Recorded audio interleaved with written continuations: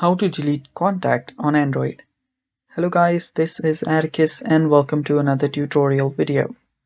In today's video, I'll teach you guys how you guys can delete contacts on your Android device. Now before we begin, if you guys are new to our channel, head down below and hit the subscribe button so you don't miss out on our future videos.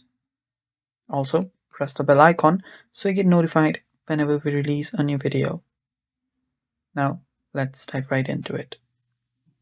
First step, you will need to locate your Contacts app. So search for the Contacts app and then open it up. After you open it up, you can then head over to the contact that you want to delete. If you want to delete a single contact, simply tap on that contact. And after you do that, you can then scroll down and there you'll find the delete option. So tap on delete. After you tap on delete, tap on the delete button to confirm it. And the contact will get deleted. And it's basically that simple.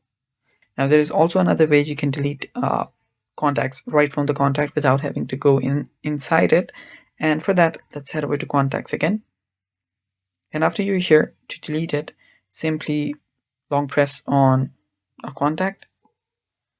Then after you do that, you will then need to tap on the trash icon on the top. Then tap on the delete button again and delete the contact. And that's how you can do it. And that is it for today's video.